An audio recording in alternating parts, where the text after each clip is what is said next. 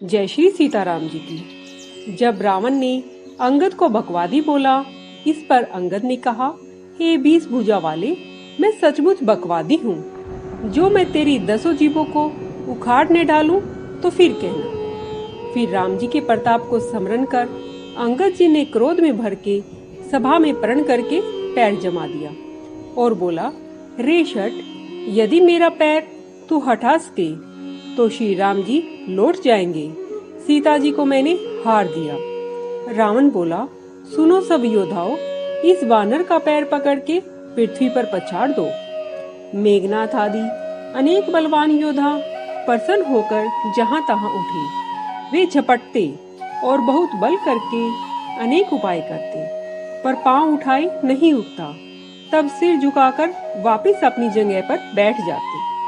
फिर उठकर राक्षस झपटते हैं, परंतु अंगद का चरण ऐसे नहीं टहलता जैसे, हे गुरुड़ जी, कुयोगी मोह रूपी वृक्ष को नहीं उखाड़ सकता। जैसे अनेक विघ्न होने पर भी संत का मन नीति को नहीं छोड़ता, वैसे ही अंगद का पैर नहीं उठता।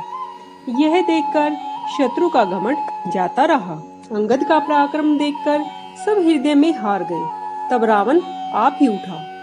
जब वह अंगद का चरण पकड़ने लगा तो बाली कुमार ने कहा, मेरा चरण पकड़ने से तेरा उद्धार नहीं होगा। रे शट, जाकर श्री राम जी के चरण क्यों नहीं पकड़ता। यह सुनते ही वह मन में बहुत सकुचाकर वापस लौट गया। उसका सब तेज जाता रहा। छवि क्षीण हो गई, जैसे दोपहर में चंद्रमा हो जाता है। वह सिंहासन पर सिर झुकाकर जा बैठा, मानो उसने सारी संपत्ति गवा दी हो। जगत के आत्मा और प्राणों के स्वामी श्री राम जी से द्रोह करने वालों का ऐसे ही सजा मिलती है।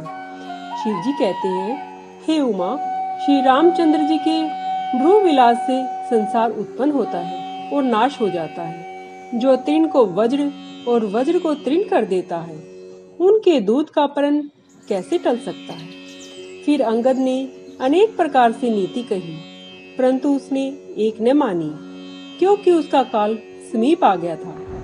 शत्रु के घमंड को चूर करके प्रभु का सुयश सुनाया और ऐसा कहकर अंगद जी वहां से चले। रन में तुम्हें खिला खिला कर न मारूं, तब तक अभी से अपनी क्या बड़ाई करूं। अंगद ने पहले ही उसके 2 पुत्रों को मार दिया था। यह सुनकर वह बहुत दुखी हुआ। अंगद का बल देखकर सब राक्षस मारे डर के व्याकुल हो गए।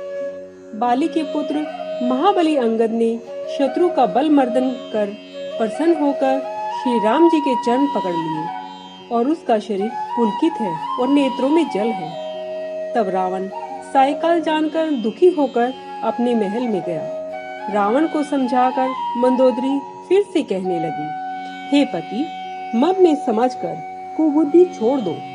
आपको राम जी से युद्ध करते शोभा नहीं देता। आपकी ऐसी तो बहादुरी है कि लक्ष्मण ने धनुष की रेखा खींच दी थी, वह तो आपसे लांघी नहीं गई। हे पति, क्या आप युद्ध में उन्हें जीत सकेंगे, जिनके दूतों के ऐसे कौतुक हैं कि वे समुद्र को लांघकर सिंह के समान एक बहादुर बानर आपकी लंका में निधड़क चलाया। उसने रखवालों को मारकर वाटिका को उजाड़ दिया और आपके देखते देखते उसने अक्षय कुमार को मार डाला। फिर उसने लंका को भस्म कर दिया। तब आपका बल और घमंड कहाँ चला गया था। हे पति, अब झूठे गाल मत बजाओ, मेरा कहना कुछ हृदय में विचारो। हे स्वामी, राम जी को केवल राजा मत मानो, उन्हें चराचर जगत के स्वामी और महापराक्रमी जानो। उनके बाण के प्रताप को मारीच ने जान लिया था, उसका कहा आपने खोटाई से नहीं माना। राजा जनक की सभा में असंख्य राजा थे, वहाँ विशाल बलग्रव वाले आप भी तो थे। राम जी ने धनुष तोड़ के जानकी जी से ब्याह रचाया, तब उसको संग्राम में क्यों नहीं जीता।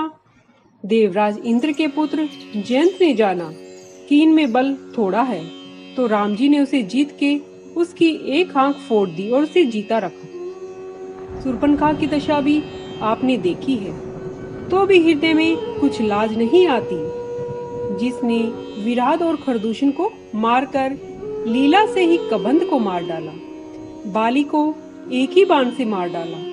हे नाथ, आप उनकी सच्चाई जान लीजिए, जिन्होंने खिलवाड़ में ही समुद्र पर सेतु बांध लिया और जो बानर सेना समेत सुवेन पर आ उतरे।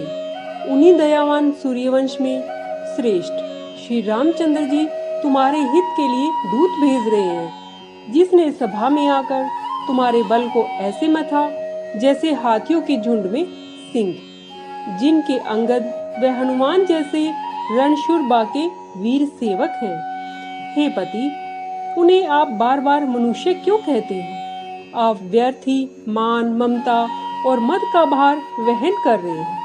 हे स्वामी, आपने श्री रामचंद्र जी से वैर लिया है। काल के वश हो जाने से आपके मन में ज्ञान उत्पन्न नहीं होता।